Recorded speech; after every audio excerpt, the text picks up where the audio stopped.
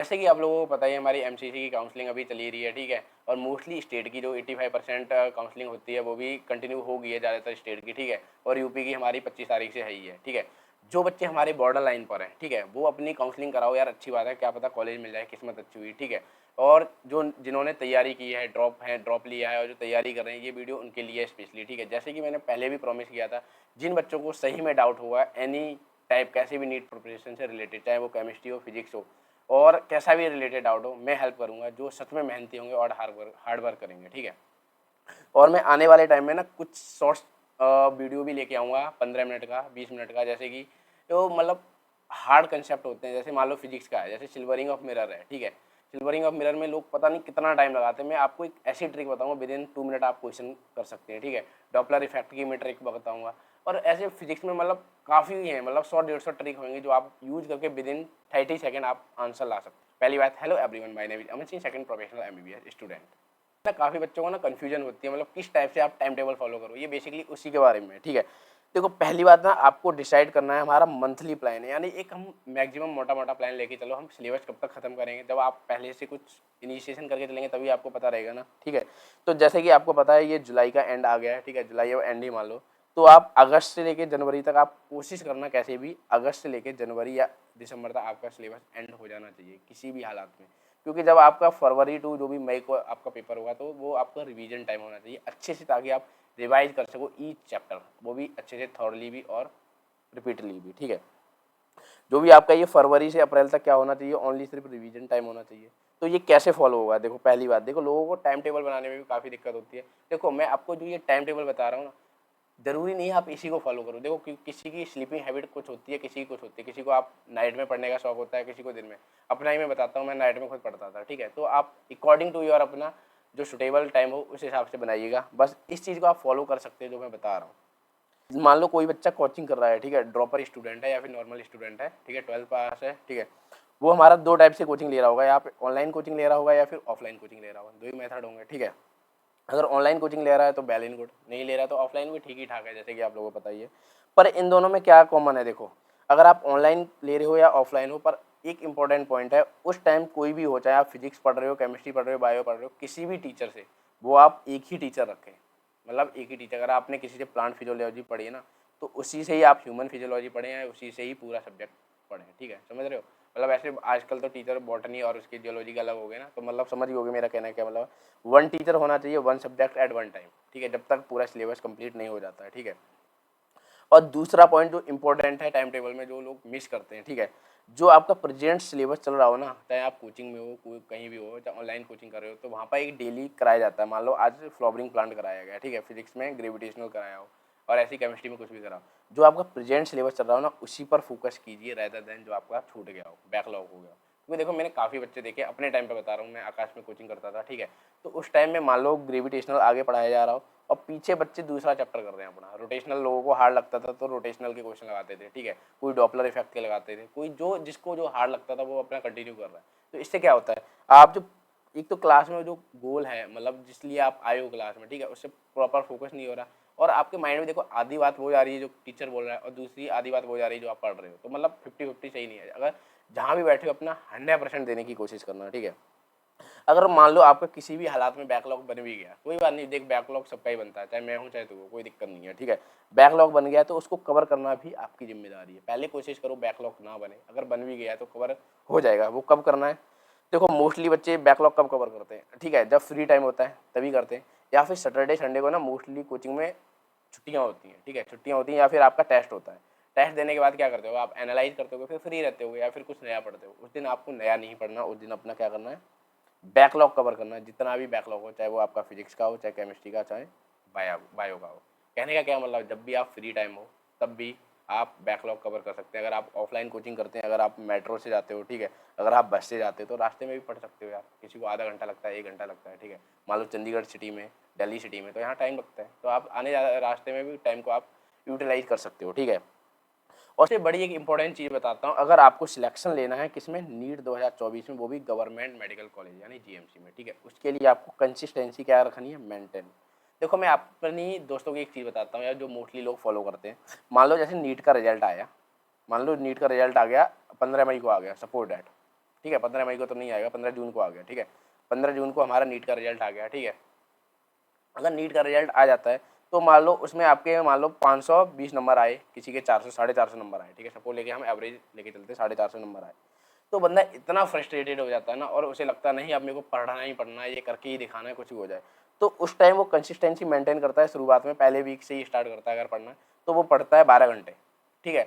दूसरे वीक पढ़ता है वो 10 घंटे, तीसरे वीक पढ़ने लगता है 7 घंटे, फिर 5 घंटे, फिर लास्ट में आगे ना वो 2-3 घंटे ही पढ़ता है, ठीक है।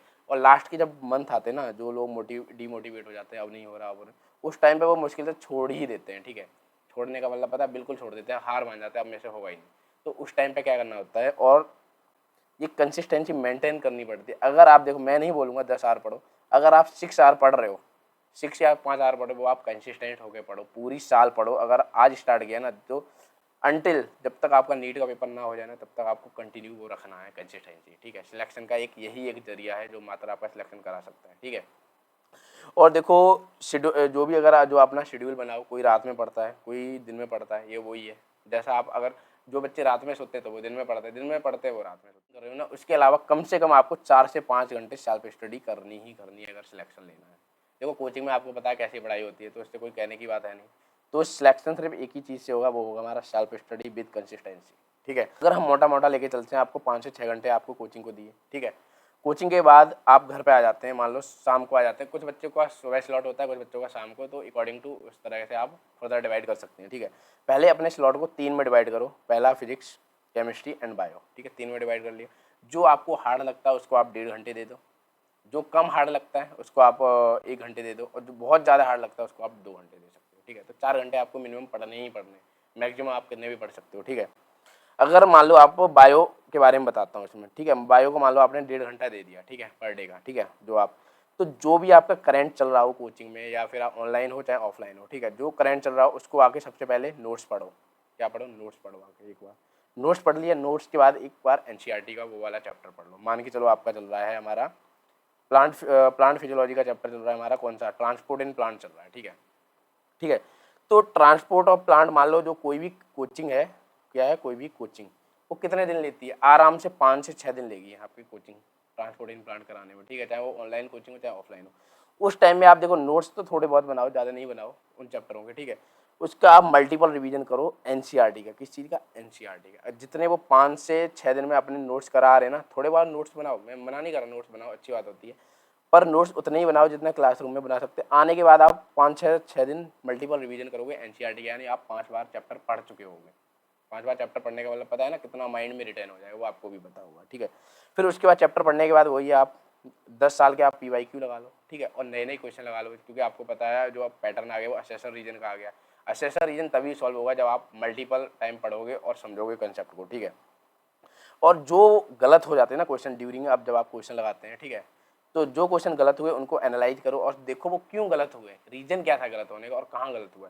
जो गलत हुआ फिर उससे जाके एनसीईआरटी पढ़ो या नोट्स देखो, उसको एनालाइज करो, ठीक है। ये हो गया आपका बायोलॉजी का। ये ऐसे आप 4 से 5 दिन में एक चैप्टर अच्छे से रट्टाफिकेशन मार सकते हैं। और अगर मान लो 50 नंबर का उस चैप्टर में टेस्ट होगा ना, आराम से आपके 45 से लेकर 47 नंबर आ जाएंगे। अब हम बात करते हैं नेक्स्ट केमिस्ट्री सब्जेक्ट की, ठीक है। तो केमिस्ट्री में आपको ना एक सिंपल रूल आपको याद रखना है जो लोग फॉलो नहीं करते। सबसे पहले केमिस्ट्री कोई सा चैप्टर चल रहा हो उससे पहले आपको सबसे पहले बेसिक अपने क्लियर करने हैं, बेसिक चैप्टर अच्छे से याद करने हैं, उनके कंसेप्ट समझने, रट्टा मारना है जो भी है, ठीक है। बेसिक चैप्टर में कौन कौन से आते हैं? पहले आपको मूल कंसेप्ट अच्छे से आना चाहिए, बाकी का आगे की लाइन आपकी अच्छी हो जाएगी जितने भी चैप्टर होंगे। केमिकल बॉन्डिंग अच्छे से आना चाहिए, जीओसी एंड पीरियोडिक टेबल, ये वाले बेसिक चैप्टर हैं हमारे केमिस्ट्री के, ठीक है। एक बैकबोन बोलते हैं ना, बच्चों की बैकबोन या फिर नीम बोलते हैं, ये वो चीज़ है हमारी, ठीक है।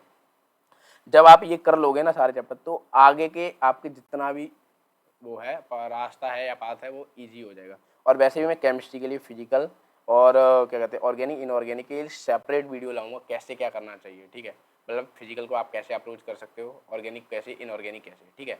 हम नेक्स्ट बात करते हैं फिजिक्स में। फिजिक्स में भी क्या है, फिजिक्स के लिए मैं वैसे स्पेशल अलग वीडियो लेके आऊँगा, पर उसमें भी आप पहले एक बेसिक मैथ अपना अलग कीजिए, ठीक है।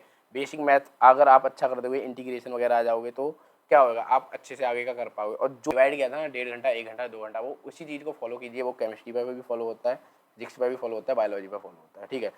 कोचिंग के आपको साथ साथ चलना है। और इसमें आपको एनसीईआरटी अगर पढ़ सको तो अच्छी बात है, ना पढ़ो कोई दिक्कत नहीं, बस नोट्स प्रॉपर बनाना, नोट्स बनाने के साथ उसको मल्टीपल रिवाइज करना है बार बार, और अच्छे से क्या करना है, लर्न करना है हमारे कंसेप्ट को, याद करना है कंसेप्ट को। और फिजिक्स की एक इंपॉर्टेंट चीज़ बताता हूँ, उसको मतलब एक फैक्ट शीट बना लेनी है हर चैप्टर की। मान लो आपने ग्रेविटेशन किया, मेरे को अच्छा लगता था ग्रेविटेशन, मैं काफ़ी पढ़ता था।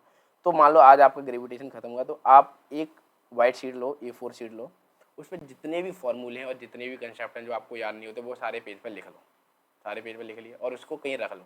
डेली सुबह 2 मिनट, डेली शाम को 5 मिनट, सुबह शाम जब आप पढ़ोगे ना 10 बार, वो अपने आप माइंड में सेट हो जाएंगे।